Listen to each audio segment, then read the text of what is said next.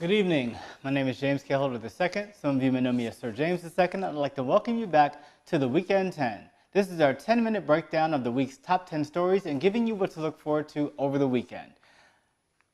I'd like to first start out by wishing a happy birthday to Mrs. Coretta Scott King, the late Mrs. Coretta Scott King, who in her lifetime had many wonderful accomplishments. I think she's often framed as simply the wife or former spouse of the Honorable Reverend Dr. Martin Luther King Jr., but she also had her own efforts in the civil rights movement, especially regarding same-sex marriage, gay rights, and also just cementing the legacy of her husband, MLK. So I'd like to wish her a happy birthday. I would also like to just bring up the fact that it's not ironic. Today, a bill denying gays the rights to adopt children passed in the state of Oklahoma. So not okay. And this is a part of a larger trend that we're seeing over the country. Not even a few weeks ago, the same thing happened in Georgia, where a bill was passed in the state Senate, and that again contributed to a climate that was said to now dissuade companies like Amazon from opening up a headquarters in Atlanta. So that's just something that we need to look forward to, that is gearing up, because it's collecting steam across the country. Diamond and silk, aka plexiglass and polyester, aka rayon and carpet stud, appeared before Congress this week, and apparently they lied their asses off. There were specific claims that they had received certain money from the Trump campaign, and that was against FEC regulations, and Diamond and Silk repeatedly claimed that they never received any money from the Trump organization. Even when it was later discovered that they had been paid for an appearance, it was about, I don't remember the amount of money, it was about the cost of, a bag of dry beans and a slab of fatback. But I think that after getting their payment, it might have been something of a reimbursement, which is what they claimed it was. But there's more to this story, and I'm sure we haven't heard the end of it. I wish we had heard the end of Diamond and Silk, but until such time, we'll keep, I guess, playing their game. This week, Bill Cosby was found guilty, and this is based on the retrial of the original claim by Andrea Constant, I believe is her full name, but this was in Pennsylvania, and as a result, Temple University has rescinded his honorary degree, his honorary PhD, but I believe he probably already had more than one PhD, so he might still be Dr. Bill Cosby. I'm not sure how that works. And the Bounce Network has pulled the reruns of The Cosby Show off of the air.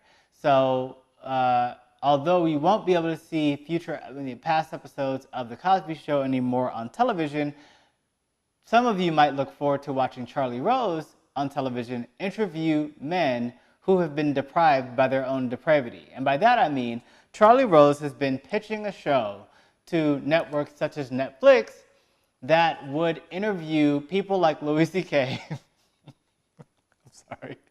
It's so ridiculous.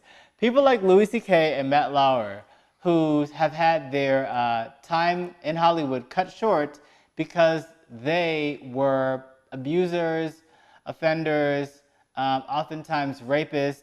And so Charlie Rose thinks that it's a good idea to gather all these mongrels together and have them on television. Some of you might be watching that. I think it's ironic that Bill Cosby and The Cosby Show, which didn't feature topics surrounding abuse, will be pulled, and which it should be pulled, fine, but Charlie Rose definitely shouldn't be on TV. He shouldn't be allowed near a TV. Charlie Rose shouldn't be allowed to have a TV, okay? But here we are. Tragically, there was a 25-year-old black woman named Brittany Oz. She was returning with her husband, her newlywed husband, from their honeymoon, of all places, on an American Airlines flight when she went into cardiac arrest. The onboard doctor recommended that the flight be grounded so that she could get medical attention because it was that severe. And Despite this, the pilot of the American Airlines flight refused to land, continued the flight course as it was scheduled, and this is so sad, by the time the flight landed, so much time had passed that she wasn't dead, but she was brain dead. And so the family is now suing. And I hope they get everything and more. This level of Black lives don't matter when it comes to paying customers, and whether we're paying or not. I don't care if she was on a buddy pass, a coupon, I don't care how she got on this flight. It doesn't matter. This pilot did not value her life, did not value her health, and really didn't care for the experience of the other passengers. I mean, can you imagine how traumatic that must be, even as another passenger? Take her husband out of it. To witness someone in cardiac arrest, this flight does not stop, and now you have to live with the fact that you benefited from the fact that the doctor's orders were ignored, and this pilot went on about his own merry way because it wasn't that important to him. Did y'all have to be somewhere that urgently? I mean, was it that serious that this person's now in a, I don't even want to talk about it. So I hope that this family gets justice.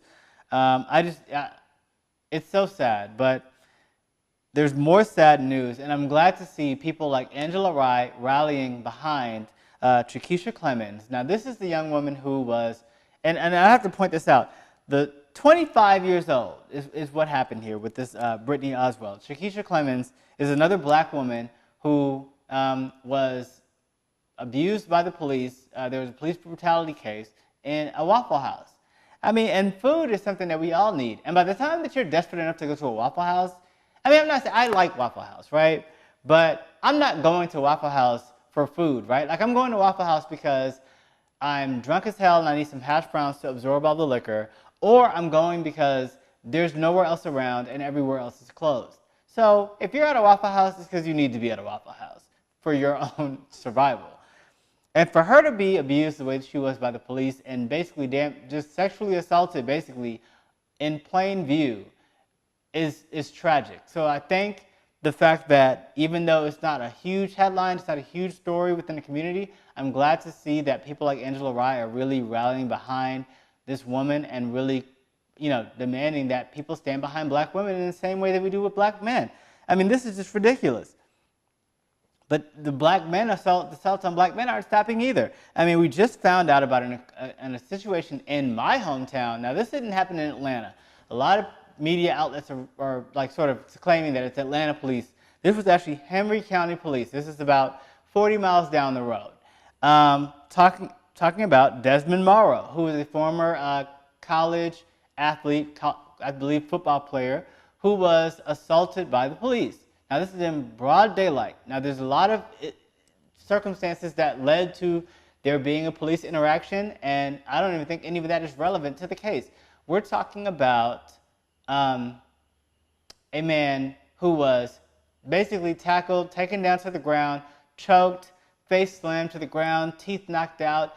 They obstructed his breathing up until the point that he actually passed out in this altercation. He screamed out loudly that he couldn't breathe, and they eventually stopped choking him, but by then he had already passed out. And I mean, again, this is going to continue to happen until something changes. Speaking of the Clan Uprising, now, and I will say that that altercation started because, according to Desmond, he was driving along, minding his own business, when other motorists, white people, threw coffee into his car and shouted out racial slurs. Now, this is just the world that I don't want to live in, but this is just the nature of where we are right now, especially in Georgia. The Klan is rising up, and they're getting away with it. A Virginia newspaper posted a full-page ad on their front page. That was an advertisement, a marketing for recruiting for the Klan. I mean, I'm laughing, but it's just, how ridiculous is this? In 2018, you've got the Klan that should be in the shadows. They shouldn't even have a shadow. They should be gone. And yet, you've got them taking out a full-page ad. How bold are you in 2018? And speaking of the boldness and audacity of foolishness, the audacity of nope. Donald Trump today professed his love for both Kanye West and also Chance the Rapper. And then Dr. Daryl Scott, claiming that they have done a great service to the African American community. And it made me sick to my stomach. I am so disappointed in Chance the Rapper. Kanye West ain't got good sense. We've known this for a while, right? But Chance the Rapper should know better. He hasn't deleted the tweets that the alt-right is retweeting and commenting on, that the bots are circulating around. Chance the Rapper is benefiting from an increase in activity and cachet on his page because of this bullshit foolishness. And the reality is we need to hold people accountable. Chance the Rapper, you're only a household name. Yes, people listened to you before all of this. I wasn't one of those people. I give people years before I even give them any opportunity to listen to them or become a fan. Chance hadn't crossed that bar yet. Michelle Obama made Chance the Rapper a household name. So it was a betrayal for Chance to come out and talk about, oh, black people don't have to be Democrats. Yes, the hell we do in an election year. You can do whatever you want on your off time. But you're gallivanting around the country with Michelle Obama, getting all this validation from people like Beyonce, and then you want to, the instant you get a shot, to cape for bigots and white supremacists, you do it, and then claim, oh, that's not what you meant. It doesn't matter what you meant. You need to be held accountable for your words. Chance needs to delete the tweets. Chance needs to delete his account. I just feel like I'm so disappointed in him. And I'm not disappointed in Kanye because Kanye is a fool. And Kanye is surrounded by foolish people and opportunists. But Chance really, that was terrible. And I hope he does more than just responds via Twitter. I hope he at least takes the time to respond in tweets and not screen caps of a iPhone note, which is how he responded in an explanation of his behavior, not an apology, following not deleting the tweets that he posted that, again, the bots and the right-wing people are culminating around to champion him as a new, basically, Klan member, along with Kanye. It's incredibly sad. I hope for those of you who will be going to watch The Avengers that you will enjoy. I don't have any spoilers for you because I haven't seen the movie. I probably won't go see the movie. I might go see it. I don't know. We'll see. But in all that time, I'd like to ask you to be safe this weekend. Who knows what the weekend will bring other than great weather here in Atlanta. And I invite you to relax, relate, and resist. Thank you.